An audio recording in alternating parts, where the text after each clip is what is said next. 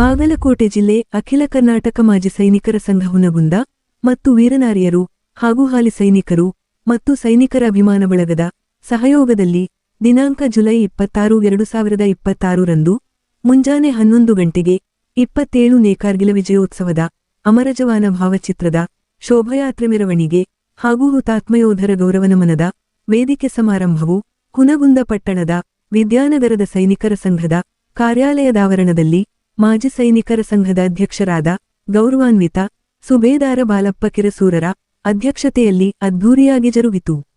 ಮೊದಲಿಗೆ ಈ ಕಾರ್ಯಕ್ರಮದಲ್ಲಿ ಮಾಜಿ ಸೈನಿಕರೆಲ್ಲ ಹುನಗುಂದ ಪಟ್ಟಣದ ಪ್ರವಾಸಿ ಮಂದಿರದಿಂದ ಕಾರ್ಗಿಲ್ ವಿಜಯೋತ್ಸವದ ಅಮರಜವಾನ ಭಾವಚಿತ್ರದ ಶೋಭಾಯಾತ್ರೆಯೊಂದಿಗೆ ಭಾರತ ಮಾತೆಗೆ ಜಯಕಾರದ ಘೋಷಣೆ ಮೊಳಗಿಸುತ್ತಾ ಹಾಗೂ ಪಟಾಕಿ ಸಿಡಿತದ ಅಬ್ಬರದ ಸಂಭ್ರಮದಲ್ಲಿ ಹೊರಟ ಬೈಕ್ ಮೆರವಣಿಗೆಯು ಪಟ್ಟಣದ ಪ್ರಮುಖ ಬೀದಿ ಸಂಚರಿಸುತ್ತಾ ವೇಮವೃತ್ತಕ್ಕೆ ತಲುಪಿ ಶ್ರೀವಿಜಯ ಮಹಾಂತ ಸ್ವಾಮಿಗಳ ಪ್ರತಿಮೆಗೆ ಮಾಲಾರ್ಪಣೆ ಮಾಡಿದರು. ನಂತರ ಮೆರವಣಿಗೆಯು ಮುಖ್ಯ ರಸ್ತೆ ಸಂಚರಿಸಿ ಮಾಜಿ ಸೈನಿಕರ ಸಂಘದ ಕಾರ್ಯಾಲಯದಾವರಣಕ್ಕೆ ತಲುಪಿತು. ನಂತರ ಜರುಗಿದ ವೇದಿಕೆ ಕಾರ್ಯಕ್ರಮದಲ್ಲಿ ಮಾಜಿ ಸೈನಿಕರಾದ ಪರಪ್ಪಯ್ಯಮತ್ನಿಯರು ಪ್ರಾಸ್ತಾವಿಕ ಪರ ಮಾತನಾಡಿ ಮಾಜಿ ಸೈನಿಕರ ಸಂಘವು ಬೆಳೆದು ಬಂದ ಹಾದಿಯನ್ನು ಸ್ಮರಿಸಿದರು.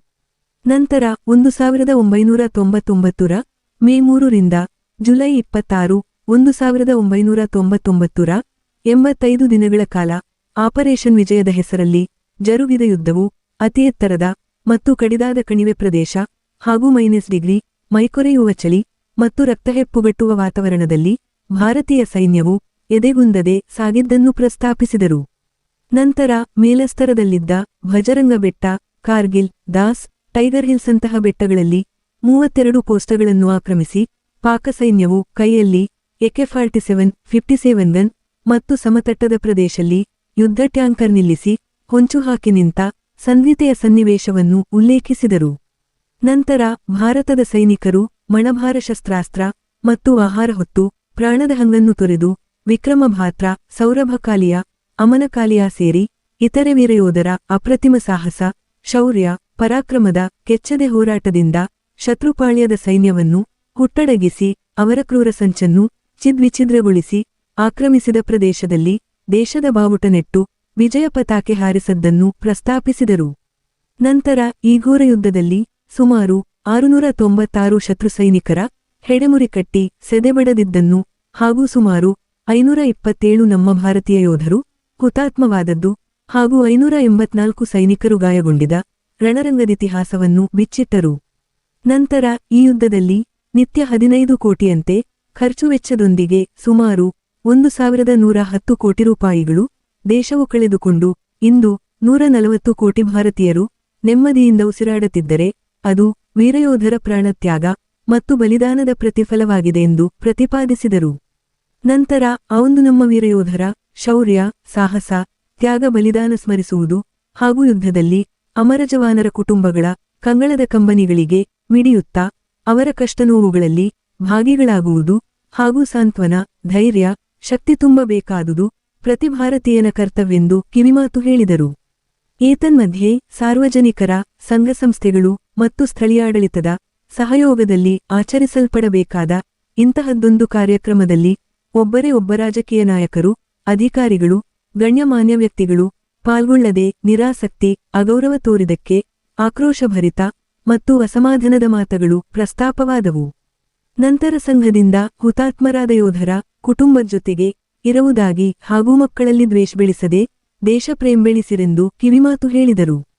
ನಂತರ ಕಾರ್ಯಕ್ರಮದಲ್ಲಿ ಹಿರಿಯ ಸೈನಿಕರಾದ ರಾಘವೇಂದ್ರೋಬಳಪ್ಪನವರರು, ಉದ್ಘಾಟನೆ ಪರ ಹಾಗೂ ಸಂಘದುಪಾಧ್ಯಕ್ಷರಾದ ಶಿವಪ್ಪ ಯಡಹಳ್ಳಿ, ಪರಶುರಾಮ ಬಾರಕೇರರು ಅತಿಥಿಗಳ ಪರ ಮಾತನಾಡಿ ನಿವೃತ್ತ ಯೋಧರು ಕ್ಯಾಂಟೀನ್ಗಳಲ್ಲಿ ಎದುರಾಗುವ ಸಮಸ್ಯೆಗಳು ಹಾಗೂ ಸೈನಿಕರ ಸಂಘದ ಶಾಶ್ವತ ಕಾರ್ಯಾಲಯದ ವ್ಯವಸ್ಥೆ ಮಾಡಿಕೊಳ್ಳಲು ನಂತರ ಶಿಸ್ತಿಗೆ ಮತ್ತೊಂದು ಹೆಸರೇ ಸೈನಿಕರೆಂಬುವುದನ್ನು ಮರೆದಿರುವಂತೆ ಕಿವಿಮಾತು ಹೇಳಿದರು. ನಂತರ ಸಂಘದ ಅಧ್ಯಕ್ಷ ಗೌರವಾನ್ವಿತ ಸುಬೇದಾರ ಬಾಲಪ್ಪ ಕಿರಸೂರರು ಸಮಾರೋಪ ಭಾಷಣ ನೆರವೇರಿಸಿದರು. ಈ ಒಂದು ಕಾರ್ಯಕ್ರಮದಲ್ಲಿ ಮಾಜಿ ಸೈನಿಕರಾದ ಅಮರೇಶ ನಾಗೂರರು ದೇಶಭಕ್ತಿಗೀತೆ ಹಾಡಿದರೆ, ವಿಜಯದಳವಾಯಿ, ಸಂಗನಬಸಪ್ಪ ಹುಲ್ಯಾಳ, ಶಿವಯೋಗಿ ಕೊನ್ನೂರ ಮಠರು ವೇದಿಕೆ ಹಂಚಿಕೊಂಡಿದ್ದರು. ಏತನ್ಮಧ್ಯೆ ಈ ಕಾರ್ಯಕ್ರಮದಲ್ಲಿ ಅತಿಥಿ ಗಣ್ಯಮಾನ್ಯರಿಗೆ ಹಾಗೂ ವೀರನಾರಿಯರು ಮತ್ತು ವೀರಮಾತೆಯರಿಗೆ ಹಾಗೂ ಎನ್ಸಿಸಿ ವಿದ್ಯಾರ್ಥಿಗಳು ಗೃಹರಕ್ಷದಳದ ಸಿಬ್ಬಂದಿ ಸೇರಿ ಇತರರಿಗೆ ಸನ್ಮಾನ ಕಾರ್ಯಕ್ರಮ ಜರುಗಿತು. ಹಾಗೂ ಕಾರ್ಯಕ್ರಮದಲ್ಲಿ ಅತಿಥಿಗಳಾಗಿ ವೀರನಾರಿಯರಾದ ಶ್ರೀಮತಿ ಗಂಗಮ್ಮ ಬಾರಕೇರ, ಶ್ರೀಮತಿ ವಿಜಯಲಕ್ಷ್ಮಿ ಹಿರೇಮಠರು ವೇದಿಕೆಯನ್ನು ಅಲಂಕರಿಸಿದ್ದರೆ, ಕಾರ್ಯಕ್ರಮದಲ್ಲಿ ಬಹುಸಂಖ್ಯೆಯಲ್ಲಿ ಮಾಜಿ ಸೈನಿಕ ಸದಸ್ಯರು, ವೀರನಾರಿಯರು, ವೀರಮಾತೆಯರು ಉಪಸ್ಥಿತರಿದ್ದರು. Lokanayaka Kannada news bureau report Hungund.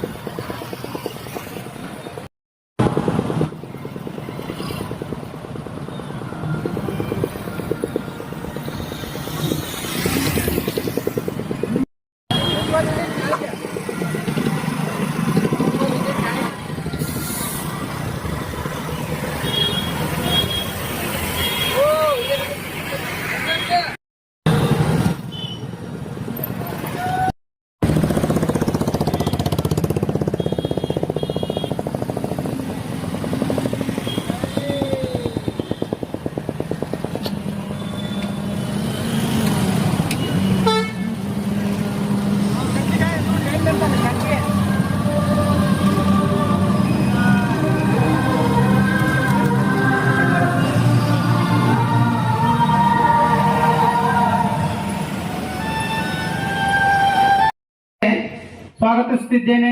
ಅವರಿಗೆ ಸ್ವಾಗತ ಸುಸ್ವಾಗತ.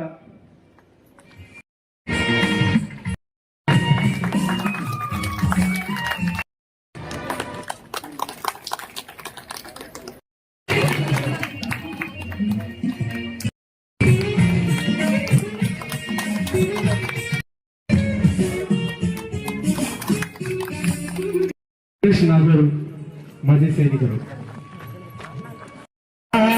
ವೀರಯೋಧರ ಕತೆ ಕೇಳಿ ಓ ನನ್ನ ದೇಶವಾಗಿ ಮಡಿದ ಹೇಳಲು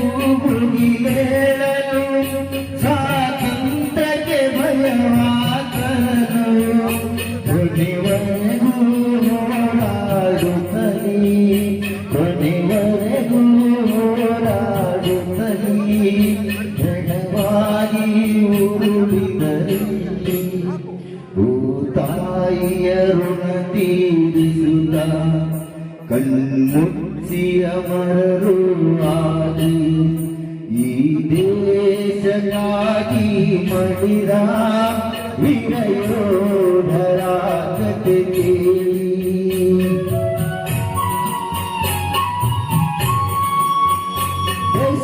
ಆಚರಿಸಲು ದೀಪಾವಳಿ ಗಡಿಯಾಚೆ ರಕ್ತದ ಹೊರಗುಳಿ ಮನೆಯೆಲ್ಲ ಸಂತಸವಿರಲು ಮನೆಯೆಲ್ಲ ನಲಿಯುತ್ತಲಿರಲು ಅಲ್ಲವರಿಗೆ ಮರಣದ ತೊಟ್ಟಿಲು ವೀರ ಮರಣವೊಪ್ಪಿದ ಸೈನ್ಯಕ್ಕೆ ಅಸುತರ್ಪಣ ನೀಡಿ ಜನರೇ ಈ ದೇಶಕ್ಕಾಗಿ ಮಡಿದ ವೀರಯೋಧರ ಕತೆ ಕೇಳಿ.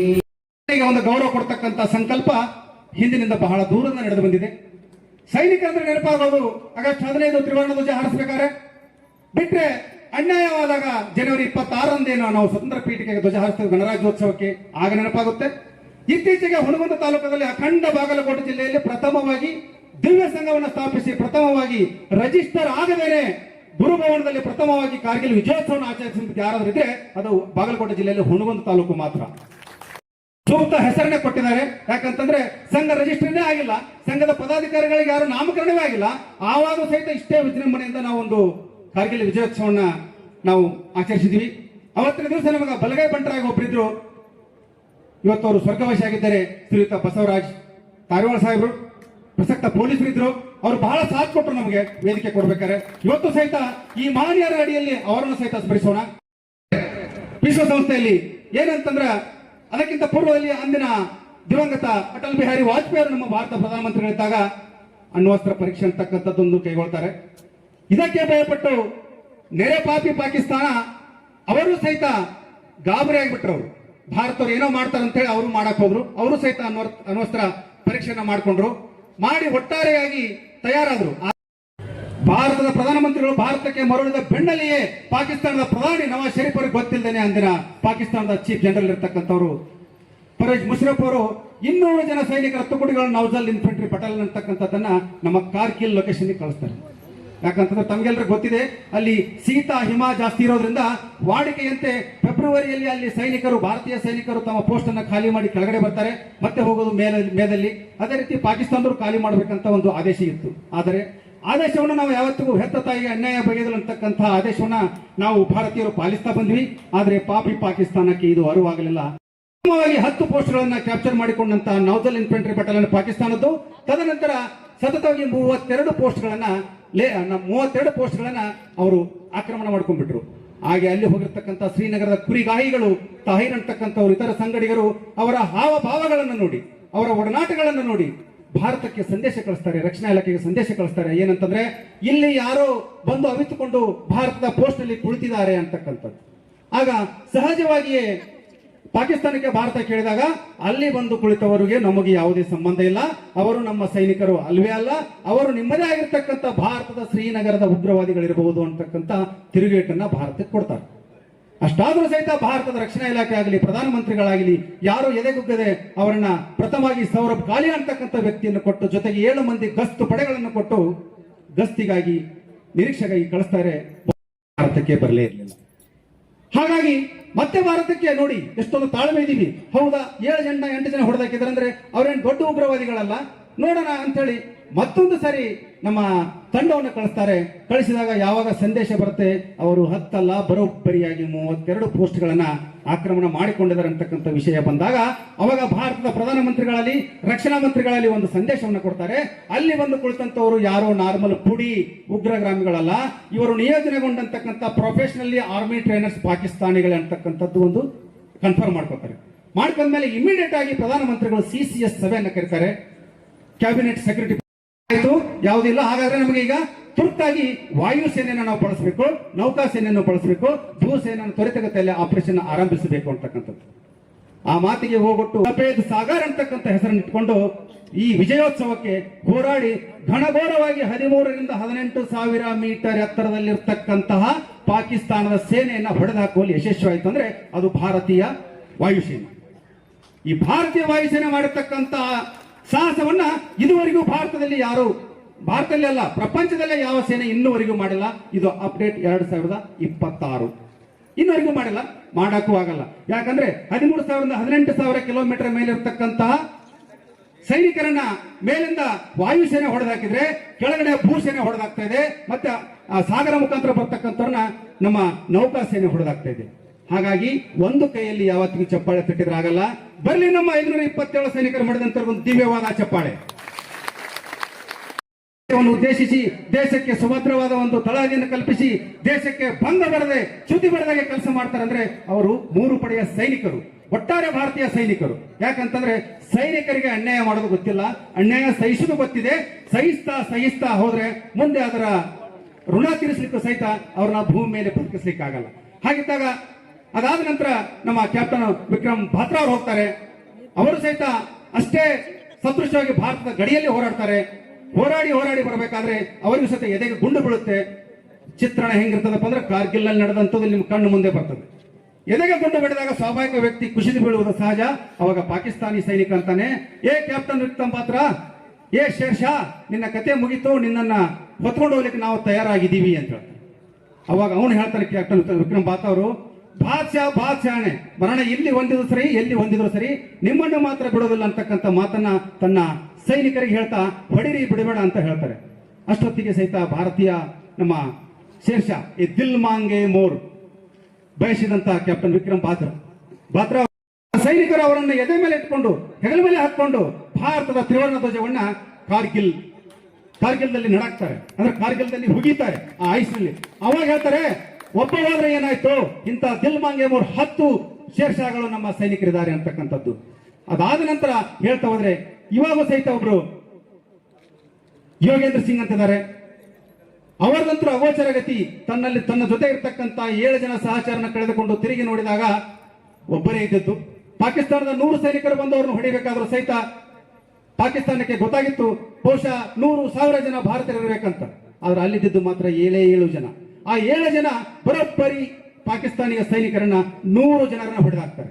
100ರಲ್ಲಿ 97 ಜನ ಹೊಡೆದಾಕಿದ್ರೆ 3 ಜನ ಉಳಿತಾರೆ. ತಿರುಗಿ 93 ಜನ ನೋಡೋಷ್ಟೊತ್ತಿಗೆ ತನ್ನ ಜೊತೆಲಿರ್ತಕ್ಕಂಥ 7 ಮಂದಿ ಸಹಿತ ಸಮಾಧಿಯಾಗಿರ್ತಾರೆ, ಜೀವವನ್ನು ಕಳ್ಕೊಂಡಿರ್ತಾರೆ. ಹಾಗಿದ್ದಾಗ ಒಬ್ಬನೇ ಇದ್ದಾರೆ ಹೋರಾಡುವ ಏನಂತಕ್ಕಂಥ ಪ್ರತೀಕವನ್ನು ವ್ಯಕ್ತಪಡಿಸಿಕೊಂಡು ಏನ್ ಮಾಡ್ತಾರೆ, ಸತ್ತವರಂತೆ ಅವರು ಸಹಿತ ನಟಿಸ್ತಾರೆ. ನಟಿಸಿದಾಗ ಅಲ್ಲಿದ್ದಂತ 3 ಜನ ಬಂದು ಇವರಿಗೂ ಸಹಿತ ಮತ್ತೆ ಮೇಲಿನ ಮೇಲೆ ಫೈರ್ ಮಾಡ್ತಾರೆ. ಸತ್ರು ಅಂತಕ್ಕಂಥ ಭಾವನೆ ಇಟ್ಕೊಂಡು ಹತ್ಯಾರ ಏನೋ ಬಂದೂಕು ಮತ್ತು ಮದ್ದುಗುಂಡುಗಳನ್ನ ಎತ್ಕೊಂಡು ಹೋಗ್ತಾರೆ. ಎತ್ಕೊಂಡು ಹೋದ ತದನಂತರ ಇವರಿಗೆ ಗೊತ್ತಾಗುತ್ತೆ, ಓ ದೇವಾ, ಇವರು ಪುಣ್ಯಕ್ಕೆ ಮದ್ದುಗುಂಡುಗಳನ್ನ ಎತ್ಕೊಂಡು ಹೋಗಿದ್ದಾರೆ, ಬಂದೂಕುಗಳನ್ನ ಎತ್ಕೊಂಡು ಹೋಗಿದ್ದಾರೆ. ಪುಣ್ಯಕ್ಕೆ ನನ್ನ ಎದೆಗೆ ಕಟ್ಟಿರ್ತಕ್ಕಂಥ ಗ್ರೆನೇಡ್, ಪಾಕೆಟ್ ನಲ್ಲಿ ಇಟ್ಟಿರ್ತಕ್ಕಂಥ ಗ್ರೆನೇಡ್ ಅನ್ನು ಎತ್ಕೊಂಡು ಹೋಗಿಲ್ಲಲ್ಲ ಶಿವಣಿ ಅಂತಕ್ಕಂಥ ಮಾತನ್ನ ಅವರು ಆಕಾಶದವರಿಗಿರ್ತಕ್ಕಂಥ ಮಾತನ್ನ ಹೇಳ್ತೀನಿ. ಹೀಗಿದ್ದಾಗ ಇನ್ನೊಂದು ಮಾತು ಹೇಳ್ಬೇಕಂತಂದ್ರೆ, ಒಬ್ರು ಅಮನ್ ಕಾಲಿಯಾ ಮತ್ತು ಅಮೂಲ್ ಕಾಲಿಯಾ ಅಂತಿರ್ತಾರೆ. ಆ ಅಮೂಲ್ ಕಾಲಿಯಾ ಅಂತಕ್ಕಂಥ ವ್ಯಕ್ತಿ ಗುಂಡು ತಗಲಿ ಅವನು ಅಲ್ಲಿ ಕಾರ್ಗಿಲ್ ಪ್ರದೇಶದಲ್ಲಿ ಮರಣ ಹೊಂದಿದಾಗ ಆಗ ಅವನ ಅಧಿಕಾರಿಗಳು ಕೇಳ್ತಾರೆ, ನಿಮ್ಮ ತಮ್ಮ ಏನೋ ತೀರೋದ, ನೀನು ಊರಿಗೆ ಹೋಗ್ತೇನಪ್ಪ ಶವ ಸಂಸ್ಕಾರಕ್ಕಂತ.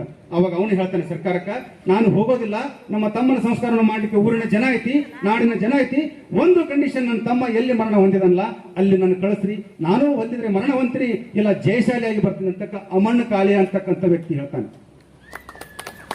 ಆಗ ಅಮೂಲ್ ನಮ್ಮ ಸ್ಥಳೀಯ ಸರ್ಕಾರಗಳು ಮಾಡಬೇಕು, ವಿರೋಧೇಶ ಸಂಘ ಸಂಸ್ಥೆಗಳು ಮಾಡಬೇಕು. ನಮಗೆ ನಾವು ಚಪ್ಪಾಳೆ ಹೊಡ್ಕೊಂಡು ಹೋಗೋದು ಯೋಗ್ಯತೆ ಅಲ್ಲ. ನಮ್ಮ ಶವ ಬಂದಾಗ ತ್ರಿವರ್ಣ ಧ್ವಜ ಹೊರಿಸಿ 4 ಹನಿ ಕಣ್ಣೀರು ಸುರಿಸಿ ಹೋಗೋದಲ್ಲ. ಕುಟುಂಬಕ್ಕೆ ಅನ್ಯಾಯ ಆದಾಗ ಬಲಗೈ ಬಂಟರಾಗಿ ನಿಲ್ಲಬೇಕು. ಯಾರು? ಸಾರ್ವಜನಿಕರು. ಯಾರು? ಸ್ಥಳೀಯ ಸರ್ಕಾರ. ಹಾಗಿದ್ದಾಗ ಸೇನೆ ಮಾತ್ರ ಸ್ಥಳೀಯ ಸರ್ಕಾರಗಳಿಗೆ ಯಾರು ಮೀಸಲಾಗಿಲ್ಲ. ಒಂದು ವೇಳೆ ಇದೇ ರೀತಿ ಭ್ರಷ್ಟ ಆಕಾಂಕ್ಷೆಗಳನ್ನೇನಾದ್ರೂ ನಮ್ಮ ಸೈನಿಕರು ಹೊಂದಿದ್ರೆ ಇಲ್ಲಿ ಕೂತ್ಕೊಳ್ಳಿಕ್ಕೆ ಭಾರತದಲ್ಲಿ ಯಾರು ಇರಲ್ಲ ಅಂತಕ್ಕಂಥ ಮಾತನ್ನ ಸಾರವಾಗಿ ನಾನು ಹೇಳ್ತೀನಿ. ಯಾಕಂದ್ರೆ ಸೈನಿಕರಿಗೆ ಸರಿಯಾಗಿ ನಿದ್ದೆ ಇರಲ್ಲ, ಸರಿಯಾಗಿ ಊಟ ಇರಲ್ಲ, ಸರಿಯಾದಂತಹ ವ್ಯವಸ್ಥೆ ಇರಲ್ಲ. ಎಲ್ಲಿ ಇರಲ್ಲ ಅಂದ್ರೆ ಅತಿ ನಮ್ಮ ಭಾರತಕ್ಕೆ ಧಕ್ಕೆ ಬರ್ತಕ್ಕಂತಹ ಸ್ಥಿತಿಯಲ್ಲಿ ಮಾತ್ರ. ಬಾಕಿ ಎಲ್ಲ ನಾವು ಆರಾಮಾಗಿರ್ತೀವಿ. ಅಂದ್ರೆ ಕೋಣ ಕುರಿಯನ್ನು ಮೇಯಿಸೋದು ಎದಕ್ಕೆ? ಹೊತ್ತು ಬಂದ ಕಡ್ಯಾಕ. ಅದೇ ರೀತಿ ಸೈನಿಕರಿಗೆ ಆರಾಮ್ ಕೊಡ್ತೀವಿ, ಸಂಬಳ ಕೊಡ್ತೀವಿ, ಕ್ಯಾಂಟೀನ್ ಕೊಡ್ತೀವಿ ಅಂದಾಗ ಅದಕ್ಕೆ ಹೊತ್ತು ಬಂದ ನಮ್ಮನ್ನವ್ರು ತಗೊಳಕ. ಅದಕ್ಕೆ ತಗೊಳಕಂತಕ್ಕಂಥದ್ರ ಭಾವನೆ ಇಲ್ಲ. ದೇಶಕ್ಕಾಗಿ ನಾವು ದುಡಿಯಾಕೋ ತಯಾರಾಗಿದ್ವಿ, ನಮ್ಮ ಪ್ರಾಣ ಕಳ್ಕೊಳ್ಳೋಕೋ ತಯಾರಾಗಿದ್ವಿ. ದುಡಿದು ಪ್ರಾಣ ಕಳ್ಕೊಂಡ ಹೃದಯಗಳಿಗೆ ನೀವು ಹೃದಯ ಮಿಡಿತಿ ಕಣ್ಣೀರನ್ನ ಸಂತರ್ಪಣೆ ಮಾಡ್ಲಿಕ್ಕೆ ನೀವು ತಯಾರಾಗಿರ್ತೀರಿ. ಯಾಕಂತಂದ್ರೆ ಭಾರತ ಉಳಿಯಬೇಕಂದ್ರೆ ಒಬ್ಬನ ಕೈಯಿಂದ ಉಳಿಲಿಕ್ಕೆ ಸಾಧ್ಯ ಇಲ್ಲ. ಒಬ್ಬ ಪ್ರಧಾನಮಂತ್ರಿ, ಒಬ್ಬ ಮುಖ್ಯಮಂತ್ರಿ, ಒಬ್ಬ ರಾಷ್ಟ್ರಪತಿ ಯಾರಿಂದಲೂ ಅಷ್ಟು ಸುಲಭ ಯಾರಾದ್ರೆ ಅವರು ಸೈನಿಕರು, ಎಲ್ಲಾ ಪಡೆಯ ಸೈನಿಕರು ತಿರುಗಿದಾಗ ಮಾತ್ರ ಎಲ್ಲ ನಾವು ಆರಾಮಾಗಿರ್ತಿರ್ತಕ್ಕಂಥ ಭಾವನೆಯನ್ನ ಹಾಕೊಡ್ಬೇಕು. ಈ ವರ್ಷದಲ್ಲಿ ಸ್ವಲ್ಪ ಮಳೆ ಹೋದಾಗ ಮಾತ್ರ ರೈತರ ಬೆಲೆ ಗೊತ್ತಾಗ್ತಾ ಇದೆ ಬರ್ತಾ. ಇನ್ನು ಮುಂಬರುವ ಮಳೆ ಇನ್ನು ಚೆನ್ನಾಗಿ ಗೊತ್ತಾಗುತ್ತೆ. ಯಾಕಂದ್ರೆ ಸರಿಯಾಗಿ ಭೂಮಿ ಬಿತ್ತನೆ ಆಗಿಲ್ಲ ಅಂದ್ರೆ ಆಹಾರ ಬರಲ್ಲ ಅಂದ್ರೆ ಮಾರುಕಟ್ಟೆ ವಿಪರೀತಕ್ಕೆ ಹೋಗುತ್ತೆ, ಆಹಾರ ಕೊರತೆ ಆಗುತ್ತೆ. ತೊಂದರೆ ಬಂದಾಗ ಇತರರನ್ನು ಸ್ಮರಿಸುವುದಕ್ಕಿಂತ ಮೊದಲ ತೊಂದರೆ ಪೂರ್ವದಲ್ಲಿ ಎಲ್ಲರನ್ನು ಸ್ಮರಿಸಿಕೊಂಡು ಎಲ್ಲರ ಜೊತೆ ಸಹಕರಿಸಿಕೊಂಡು ನಾಡಿಗಾಗಿ, ದೇಶಕ್ಕಾಗಿ, ರಾಜ್ಯಕ್ಕಾಗಿ, ಜಿಲ್ಲೆಗಾಗಿ, ತಾಲೂಕಿಗಾಗಿ, ಸ್ವಂತ ನನ್ನ ಹುಟ್ಟೂರಿಗಾಗಿ, ನನ್ನ ಸಂಘಕ್ಕಾಗಿ ತಾವೆಲ್ಲರೂ ಸಹಕರಿಸಬೇಕಂತ ಕೇಳ್ಕೊಳ್ತಾ ಇದ್ದೇನೆ. ನಾವು ಕೇಳ್ತೀವಿ, ನಿಮ್ಮನ್ನು ಬೇರೆ ಏನೂ ಕೇಳಂಗಿಲ್ಲ. ನಾವು ಕೇಳ್ತಾ ಇರೋದೊಂದೇ, ದೇಶ ಪ್ರೇಮ ಇರಲಿ. ಬೆಳೆಸುವಂತ ಮಕ್ಕಳಲ್ಲಿ ದ್ವೇಷ ಬಿಟ್ಟು ದೇಶ ಪ್ರೇಮ ಬೆಳೆಸಿ. ಯಾಕಂದ್ರೆ ನಾವು ಜಾತಿ ಒಂದೇ ಮಾಜಿ ಸೈನಿಕ, ರ್ಯಾಂಕ್ ಒಂದೇ ಮಾಜಿ ಸೈನಿಕ. ಇಲ್ಲಿ ಜಾತಿಗಳಲ್ಲಿ ಸಮೂಹ ಸಂಘಗಳಲ್ಲಿ 100 ಕಾರ್ಯಕ್ರಮಗಳನ್ನು ಮಾಡಿದ್ರೆ ಸಹಿತ ಎಲ್ಲಾ ಜಾತಿಯವರು ಸೇರಿಕೊಂಡು ಮಾಡ್ತಕ್ಕಂಥದ್ದು ಒಂದೇ ಒಂದು ಕಾರ್ಯಕ್ರಮ, ಅದೇ 27ನೇ ಕಾರ್ಗಿಲ್ ವಿಜಯೋತ್ಸವ. ಈ ವಿಜಯೋತ್ಸವದಲ್ಲಿ ಎಲ್ಲರೂ ಸಂಭ್ರಮಾಚರಣೆಯಿಂದ ಇಟ್ಕೊಂಡು ಕಾರ್ಯಕ್ರಮನ ಯಶಸ್ವಿಗೊಳಿಸಬೇಕು. ಜೊತೆಗೆ ಮುಂದಿನ ಪೀಳಿಗೆಗೆ ದೇಶ ಅಂದ್ರೇನು, ದ್ವೇಷ ಅಂದ್ರೇನು, ಪ್ರೀತಿ ಅಂದ್ರೇನು, ರೀತಿ ಅಂದ್ರೇನು ಅಂತಕ್ಕಂಥ ಪಾಠವನ್ನ ಕಲಿಸಿಕೊಡಲು ಹಿರಿಯರು, ತಾಯಂದ್ರು ತಮಗೆಲ್ಲರೂ ಅತ್ಯವಶ್ಯವಾಗಿತ್ತು. ಯಾಕಂತಂದ್ರ ಇಂದಿನ ಯುವ ಪೀಳಿಗೆ ದುಶ್ಚಟಕ್ಕೆ ಬಲಿಯಾಗೋದು ನೋಡಿದ್ರೆ ಬಹುಶಃ ನಾವೆಲ್ಲೋ ಒಂಚೂರು ಅಲ್ಲೋಲು ಕಲ್ಲಾಗ್ತೀವಿ ಅಂತಕ್ಕಂಥ ಭಾವನೆ. ಅದೆಲ್ಲ ಬೇಡ. ಆರೋಗ್ಯ ಸರಿಯಾಗಿದ್ರೆ ಆಯುಷ್ಯ ತಾನಾಗಿ ಗಟ್ಟಿಯಾಗುತ್ತೆ. ಬಾಕಿ ಹಣೆ ಬರ ಬರೆದಂತ ಬ್ರಾಹ್ಮಣಿಗೆ ಕಳಿಸೋದು ಗೊತ್ತಿದ ಮೇಲೆ ಕರ್ಕೊಳ್ಳೋದು ಒಂದ್ ದಿವಸ ಗೊತ್ತಿರ್ತದೆ. ಅದೆಲ್ಲರೂ ಹಣೆ ಬಲ್ಲಿ ಇರೋದೆ. ಸೇವೆ ಮಾಡ್ತಾ ಕಾರ್ಗಿಲ್ಗಾಗಿ ತನ್ನ ಜಯಘೋಷನ ಕೂಗ್ತಾ 8ನೇ ಬಂಟರಾಗಿ ಕಾರ್ಗಿಲ್ ಗಡಿಯಲ್ಲಿ ಗಸ್ತು ತಿರುಗಿ ಮರಣ ಹೊಂದಿ ದೇಶಕ್ಕೆ ತ್ರಿವರ್ಣ ಧ್ವಜವನ್ನು ಭದ್ರ ಬುನಾದಿಯಲ್ಲಿ ಅದೇ ಕಾರ್ಗಿಲ್ ಅಲ್ಲಿ ಹಾರಿಸಿಕೊಳ್ಳಲಿಕ್ಕೆ ಅವಕಾಶ ಮಾಡಿಕೊಟ್ರಲ್ಲ 527 ಜನ ಮಹಾಪುಣ್ಯವಂತ ಸೈನಿಕರವರು. ಹಾಗಾಗಿ ವಿಶ್ವಸಂಸ್ಥೆಯಲ್ಲಿ ಇಂದಿಗೂ ಸಹಿತ ಅಂದಿನಿಂದ ಇಂದಿವರೆಗೂ ಅನೇಕ ಆಪರೇಷನ್, ಅನೇಕ ರೀತಿಯ ಒಂದು ಸಂಘದ ಕಾರ್ಯದಲ್ಲಿ ಎಲ್ಲರೂ ತಾವು ಸಹಭಾಗಿತ್ವ ಆಗ್ತಾ ಇರ್ತಕ್ಕಂಥ ಮಾತನ್ನು ವ್ಯಕ್ತಪಡಿಸ್ತಾ ಮುಂದಿನ ಕಾರ್ಯಕ್ರಮ ಅನುವು ಮಾಡಿಕೊಡ್ತೇನೆ. ಜೈ ಹಿಂದ್, ಜೈ ಭಾರತ ಮಾತೆ. ಬೋಲೋ ಭಾರತ್ ಮಾತಾ ಕಿ, ಬೋಲೋ ಭಾರತ್ ಮಾತಾ ಕಿ. ಧನ್ಯವಾದ. ಅವರ ಒಂದು ಕುಟುಂಬಕ್ಕೂ ಕೂಡ ಈ ಸಂಘ ಅವರ ಸಾಥ್ ಆಗಿರುತ್ತೆ. ದಯವಿಟ್ಟು ನಮ್ಮ ಮಾಧ್ಯಮ ಮಿತ್ರರ ಮುಖಾಂತರ ಅವರಿಗೆ ಕೇಳ್ಕೊಂಡೇನೆಂದ್ರೆ, ತಾವು ತಮ್ಮ ಮಗನನ್ನ ಅಗ್ನಿವೀರರಾಗಿ ಸೇರಿಸಿದ್ರ ಅದು ಭಯಪಡುವಂತ ಅವಶ್ಯಕತೆ ಇಲ್ಲ. ಏನೇ ನಿಮ್ಗೆ ತೊಂದರೆ ಇದ್ರು ಕೂಡ ನಾವು ನಿಮ್ಮ ಜೊತೆ ಇರ್ತೀವಿ, ನಿಮಗೆ ಧೈರ್ಯ ತುಂಬುವಂತ ಕೆಲಸ ನಾವು ಕೂಡ ಮಾಡ್ತೀವಿ ಅಂತ ಹೇಳ್ತಾ ಮುಂದಿನ ಘಟ್ಟ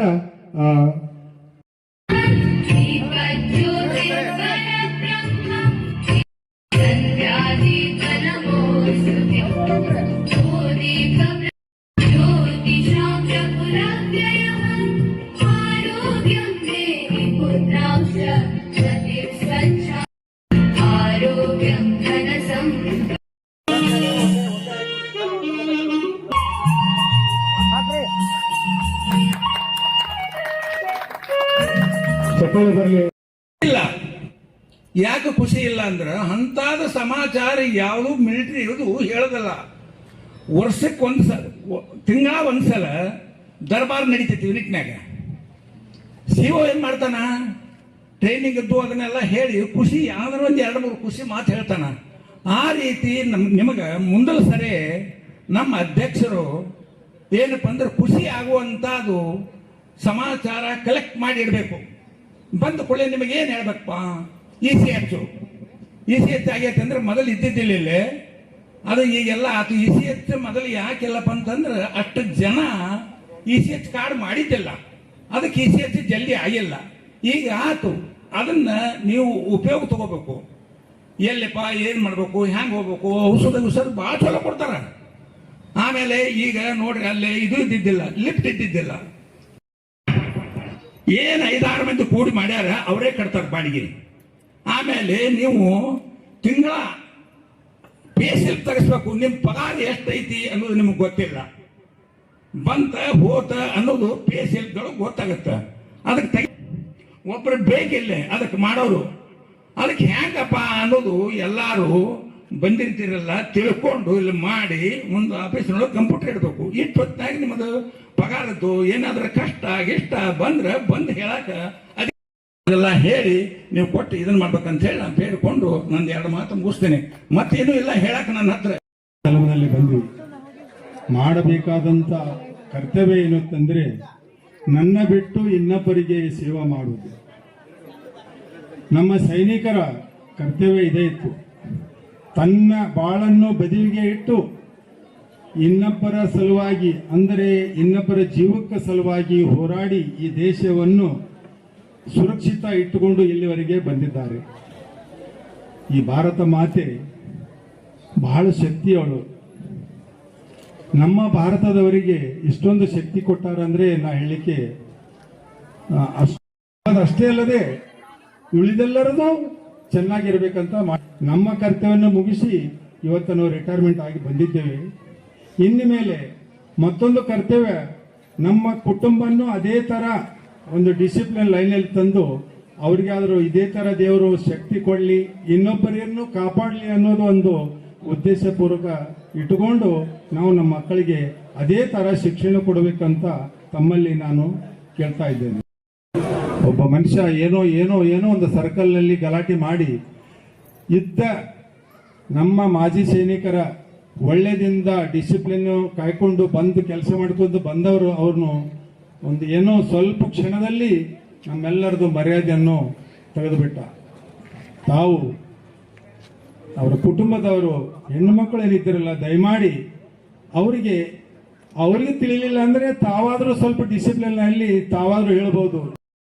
ಒಂದು ನಮ್ಮ ಜಾಗ ಕೊಟ್ಟಿದ್ದಾರೆ, ಅವನ್ನು ನಾವೆಲ್ಲರೂ ಕೂಡ್ಕೊಂಡು ಪ್ರಾರಂಭ ಮಾಡಿ ಅಲ್ಲೊಂದು ಆಫೀಸ್ ಕಟ್ಟೋಣ ಅನ್ನೋದು ಎಲ್ಲರ ತಲೆಗೆ ಬಂತಂದ್ರೆ ಅದು ಸಾಧ್ಯ ಆಗಬಹುದು. ನಾವು ಬರ್ತೀವಿ, ಹೋಗ್ತೀವಿ, ಮಾತಾಡ್ತೀವಿ, ಇಷ್ಟೇ ಆಗಿಬಿಟ್ಟದ. 4-5 ವರ್ಷ ಆಯ್ತು ನಮ್ಮ ಸಂಘ ಶುರುವಾಗಿ. ಎಲ್ಲರೂ ಸ್ವಲ್ಪ ಮನಸ್ಸು ಮಾಡಿದ್ರೆ ನಮ್ಗೆ ಇರ್ಲಿಕ್ಕೆ ಒಂದು ಸ್ವಲ್ಪ ಏನೋ ತಲೆ ಒಳಗೆ ಕಾಲು ಹೊರಗೆ ಆಗುವಂಥದ್ದು ಒಂದು ಪ್ಲಾಟು ಇದೆ. ಅದನ್ನ ನಾವು ಕಟ್ಕೊಂಡು ಬಿಟ್ವಿ ಅಂದ್ರೆ ಎಲ್ಲರಿಗೂ ಅಲ್ಲಿ ಬರಲಿಕ್ಕೆ ಹೋಗ್ಲಿಕ್ಕೆ ರಿಪೋರ್ಟ್ ಕೊಡ್ಲಿಕ್ಕೆ ನಿಮ್ಮ ಪ್ರಾಬ್ಲಮ್ ಇದ್ದಿದ್ದು ನಾವು ಕೇಳಲಿಕ್ಕೆ ಒಂದು ಅವಕಾಶ ಆಗ್ತದೆ. ಅವರು ಸುದ್ದಿ ಮುಟ್ಟಿಸಿದ ಮೇಲೆ ನಮ್ಮಲ್ಲಿ ಅದಕ್ಕಾಗಿ ಈ ವಿಕ್ರಮ್ ಬಾತ್ರಾ ಅವರಾಗ್ಲಿ ಕಾಲಿ ಅವರಾಗಲಿ ಹೋರಾಟ ಮಾಡಿ ನಮ್ಮ ಪೋಸ್ಟ್ಗಳನ್ನ ಮರಳಿ ಕೊಟ್ಟು ತಮ್ಮ ಪ್ರಾಣವನ್ನು ದೇಶಕ್ಕಾಗಿ ತ್ಯಾಗ ಮಾಡಿದ್ದಾರೆ. ಅನೇಕ ಸೈನಿಕರು ಈ ಕಾರ್ಗಿಲ್ ಕಾರ್ಗಿಲ್ ಯುದ್ಧದಲ್ಲಿ ಪ್ರಾಣವನ್ನು ತ್ಯಾಗ ಮಾಡಿದ್ದಾರೆ. ಹಾಗಾಗಿ ಪ್ರತಿ ವರ್ಷ ನಾವು ಅವ್ರನ್ನ ಸ್ಮರಿಸಿಕೊಳ್ಳೋಗೋಸ್ಕರ ಈ ಕಾರ್ಗಿಲ್ ವಿಜಯೋತ್ಸವವನ್ನು ಆಚರಣೆ ಮಾಡ್ತಾ ಇದ್ದೀವಿ. ಹಾಗಾಗಿ ತಾವು ಕೂಡ ಪ್ರತಿ ವರ್ಷ ಬಂದು ಇದು ಖುಷಿನೂ ಹೌದು, ದುಃಖನೂ ಹೌದು. ಒಂದ್ ರೀತಿ ನೋಡಿದ್ರೆ ನಮ್ಮ ಎಲ್ಲ ಇವತ್ತು ಭಾರತದ ಜನರು ಸುಖ ನಿದ್ರೆಯಾಗಿ ಮಾಡ್ಬೇಕಂತಂದ್ರೆ ನಮ್ಮ ಸೈನಿಕರು ನಿದ್ದಿಗೆಟ್ಟು ಅಲ್ಲಿ ಕರ್ತವ್ಯವನ್ನು ನಿಭಾಯಿಸ್ತಾ ಇದ್ದಾರೆ. ಯುದ್ಧದ ಬಗ್ಗೆ ಹೇಳ್ತಾರಲ್ಲ, ಯಾಕಂದ್ರೆ ಆಲ್ರೆಡಿ ಅವ್ರು ಹೇಳಿದಾರ. ನಾನು ಇವ್ ಹೇಳಿದಪ್ಪ ಅಂತಂದ್ರೆ ಸಂಘನ ಸ್ಥಾಪನೆ ಆಗಿ ಎಲ್ಲರೂ ಈ ಒಂದು ಸಂಘಕ್ಕೆ ಆರ್ಥಿಕವಾಗಿ ಎಷ್ಟು ಜನ ನಮಗೆ ಬೆಂಬಲ ಕೊಟ್ಟಿದ್ದಾರೆ ಅವರಿಗೆ ತುಂಬಾ ಧನ್ಯವಾದ ಹೇಳ್ತೀನಿ. ಯಾಕಂದ್ರೆ ನಾವು ಈ ಸಲ ಒಂದು ಈ ವಿಜಯೋತ್ಸವವನ್ನು ಸಿಂಪಲ್ ಮಾಡ್ಬೇಕಂತ ಪ್ರಯತ್ನ ಮಾಡಿದ್ವಿ. ಆದರೆ ಜಾಸ್ತಿ ನಮ್ದು ದುಡ್ಡು ಕಲೆಕ್ಷನ್ ಆಯ್ತು. ಯಾಕಂದ್ರೆ ಇಷ್ಟು ಅನ್ಕೊಂಡಿದ್ದಿಲ್ಲ, ಅನ್ಕೊಂಡಕ್ಕಿಂತ ಜಾಸ್ತಿ ದುಡ್ಡು ಕಲೆಕ್ಷನ್ ಆಯ್ತು. ಅದಕ್ಕೆ ಈ ಆರ್ಥಿಕ ಸಹಾಯ ಮಾಡಿದಂತ ಎಲ್ಲರಿಗೂ ನಾನು ಇನ್ನೊಮ್ಮೆ ತುಂಬಾ ಧನ್ಯವಾದ ಹೇಳ್ತೀನಿ. ಯಾಕಂದ್ರೆ ಸಂಘ ಬೆಳಿಬೇಕಂದ್ರೆ ಪ್ರತಿಯೊಂದು ಕೆಲಸ ಮಾಡ್ಬೇಕಂದ್ರೆ ದುಡ್ಡು ಇಲ್ಲ ಆಗಲ್ಲ. ಇವಾಗ ಯಾವುದೇ ಒಂದು ಕಾರ್ಯಕ್ರಮ ಅಲ್ಲಿ, ಯಾರೇ ಮನೆಯಲ್ಲಿ ಕಾರ್ಯಕ್ರಮ, ಮದುವೆ ಕಾರ್ಯಕ್ರಮ ಅಲ್ಲಿ, ಏನೇ ಇರಲಿ, ಯಾವುದೇ ಒಂದು ಗಿಫ್ಟ್ ಇಲ್ಲದೆ ಹೋಗಕ್ಕಾಗಲ್ಲ. ನಮ್ಗೆ ಗಿಫ್ಟ್ ಆಯ್ತು ನಾವು ಸಂಘ ಒಂದು ಮುಂದೆ ಇನ್ನೊಂದು ಸ್ವಲ್ಪ ಇಂಪ್ರೂವ್ಮೆಂಟ್ ಆಗಿ ಬೆಳಿತಾ ಅಂತ ನಾನು ಹೇಳ್ತೀನಿ. ಇನ್ನೊಂದು ಏನಪ್ಪಾ ಅಂತಂದ್ರೆ ಸರ್ ಹೇಳಿದ್ರು, ನಮ್ಮ ರಾಘವೇಂದ್ರ ಸರ್ ಹೇಳಿದ್ರು ಒಂದು ಕಂಪ್ಯೂಟರ್ ಬೇಕಂತ. ಖಂಡಿತವಾಗಿ ಈ ಸಲ ನಾವು ಕಂಪ್ಯೂಟರ್ ತಗೊಂತೀವಿ. ಕಂಪ್ಯೂಟರ್ ತಗೊಂಡ ನಮ್ಮ ಸಂಘದಲ್ಲಿ ಯಾರು ಕಂಪ್ಯೂಟರ್ ಆಪರೇಟರ್ ಇದ್ದಾರೆ ದಯವಿಟ್ಟು ತಿಳಿಸಿ, ನಾವು ಇನ್ನೊಂದು ವಾರದಲ್ಲಿ ಎಸ್ಟಾಬ್ಲಿಷ್ ಮಾಡಿಬಿಡೋಣ ಕಂಪ್ಯೂಟರ್ ಇದ್ದಾರೆ. ಯಾಕಂದ್ರೆ ಈಗ ಅನೇಕ ಲೈಫ್ ಸರ್ಟಿಫಿಕೇಟ್ ಆಗಲಿ, ECH ಕಾರ್ಡ್ ಅಲ್ಲಿ, ಆನ್ಲೈನ್ ಕ್ಯಾಂಟೀನ್ ಕಾರ್ಡ್ ಅಲ್ಲಿ ಆನ್ಲೈನ್ ಮಾಡ್ಬೇಕು ಇವಾಗ. ಯಾಕಂದ್ರೆ ಕ್ಯಾಂಟೀನ್ ಅವ್ರು ಯಾವುದೇ ಜವಾಬ್ದಾರಿ ತಗೊಳ್ಳಿಲ್ಲ ಅವ್ರು ಹೇಳಿದ ಪ್ರಕಾರ. ಅದೇ ಪ್ರಕಾರ ನಾವು ಇನ್ನೊಂದು ವಾರದಲ್ಲಿ ಅದೊಂದು ನಾವು ಕಂಪ್ಯೂಟರ್ ಅನ್ನು ತಂದು ಹಾಕ್ತೀವಿ ಅಂತ ಹೇಳಿ ತಮ್ಮಲ್ಲಿ ಭರವಸೆ ಕೊಡ್ತೀನಿ. ಯಾಕಂದ್ರೆ ವೈರಿಗಳು ಮೊದಲೇ ಬಂದಲ್ಲಿ ಫೆಬ್ರವರಿಲೇ ತಮ್ಮ ಇದನ್ನ ಹಾಕಿದ್ರು. ಎಲ್ಲ ನಮ್ಮ 32 ಪೋಸ್ಟ್ ಆಕ್ರಮಣ ಮಾಡಿದ್ರು. ಯಾಕಪ್ಪ ಅಂತಂದ್ರ ಆ ಥಂಡಿ ಸಮಯದಲ್ಲಿ ಒಂದು 1971 ಒಂದು ಸಿಮ್ಲಾ ಒಪ್ಪಂದ ಆಗತ್ತ. ಏನ್ ಒಪ್ಪಂದಪ್ಪ ಅಂತಂದ್ರ ಯಾವಾಗ ಕೋಲ್ಡ್ ಆಗುತ್ತೆ, ಯಾವಾಗ ನವೆಂಬರ್ ಇಂದ ಅಪ್ ಟು ಫೆಬ್ರವರಿ ಮಾರ್ಚ್ ವರೆಗೆ. ಯಾಕಂದ್ರೆ ಜಾಸ್ತಿ ಕೋಲ್ಡ್ ಇರೋದ್ರಿಂದ ಅಲ್ಲಿ ಪೋಸ್ಟ್ ನಂತರ ನಮ್ಮ ಇಂಡಿಯನ್ ಆರ್ಮಿಯಲ್ಲಿ ಅವರಲ್ಲಿ ಡೌನ್ ಆಗಬೇಕು. ಆ ಡೌನ್ ಆದ ನಂತರ ಅವ್ರು ಬಂದು ಆ ಒಂದು ಸುದೀಪವನ್ನು ಉಪಯೋಗಿಸ್ಕೊಂಡು ನಮ್ಮ 32 ಪೋಸ್ಟ್ ಅತಿಕ್ರಮಣ ಮಾಡಿ ಆಕ್ರಮಿಸ್ತಾರೆ. ಯಾಕಂದ್ರೆ ತುಂಬಾ ಹೈಟ್ ನಲ್ಲಿ ಇರ್ತಾರೆ ಅವರು. 18,000 ಫೀಟ್, 22,000 ಫೀಟ್, 26,000 ಫೀಟ್ ವರೆಗೆ ಹೈಟ್ ನಲ್ಲಿ ಇರ್ತಾರೆ. ನಾವು ಕೆಳಗಡೆ ಇರ್ತೀವಿ. ಅವಾಗ ಎಷ್ಟು ಕಠಿಣ ನೋಡು. ಆ ಮ್ಯಾಲ ಆ ಪೋಸ್ಟ್ ಹಿಡಿಬೇಕಂತಾರ ನಾವು ಡೇದಲ್ಲಿ ಯಾವುದೇ ಮೂಮೆಂಟ್ ಮಾಡಕ್ಕಾಗಲ್ಲ. ಡೇದಲ್ಲಿ ಯಾಕೆ ಮೂಮೆಂಟ್ ಮಾಡಕ್ಕಾಗಲ್ಲಪ್ಪ ಅಂತಂದ್ರ ನಾವು ಅವ್ರಿಗೆ ವೈರಿಗಳನ್ನ ಟಾರ್ಗೆಟ್ ಆಗಿಬಿಡ್ತೀವಿ. ಡೇದಲ್ಲಿ ಮೂಮೆಂಟ್ ಮಾಡಿದ್ರೆ ವೈರಿಗಳನ್ನ ಈಸಿಯಾಗಿ ಕಂಡುಬಿಡ್ತೀವಿ. ನಾವು ಎಷ್ಟೊತ್ತಿದ್ರು ನೈಟೇ ಮಾಡ್ಬೇಕು. ಯಾವಾಗಲೂ ಆ ಪೋಸ್ಟ್ ಹಿಡಿಬೇಕಾದ್ರಿಂದ ನೈಟ್ ನಾವು ಮೂಮೆಂಟ್ ಮಾಡಬೇಕು. ನೈಟ್ ಮೂಮೆಂಟ್ ಮಾಡಿದೆ ಆ ಮನೆ ಸೆಟ್ಟಿಂಗ್ ಟೆಂಪರೇಚರ್ ಮೂಮೆಂಟ್ ಮಾಡ್ಬೇಕಂದ್ರೆ ಎಷ್ಟು ತ್ರಾಸ ನೋಡಿ. ಅಷ್ಟು ತ್ರಾಸಿನಲ್ಲಿ ನಮ್ಮ ಭಾರತೀಯ ಸೇನೆ 527 ಸೈನಿಕರು ಬಲಿದಾನಾಗಿದ್ರು. ಅದೊಂದು ಕರಾಳ ದಿನ. ಆ 527 ಸೈನಿಕ ಬಲಿದಾನ ನಂತರ ಸಿಕ್ಕಂತ ವಿಜಯವನ್ನು 26ನೇ ತಾರೀಕಿಗೆ ನಾವು ಕಾರ್ಗಿಲ್ ವಿಜಯೋತ್ಸವವಾಗಿ ಆಚರಿಸ್ತಾ ಇದ್ದೀವಿ. ಹೇಳ್ತಾ ನನಗೆ ಒಂದು 2 ಮಾತು ಅವಕಾಶ ಕೊಟ್ಟದಕ್ಕೆ ಎಲ್ಲರಿಗೂ ಧನ್ಯವಾದ. ಜೈ ಹಿಂದ್.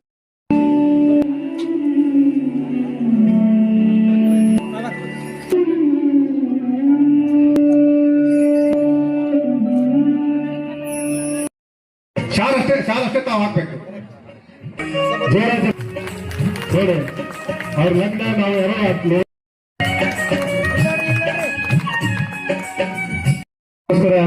ನಮ್ಮ ವೇದಿಕೆ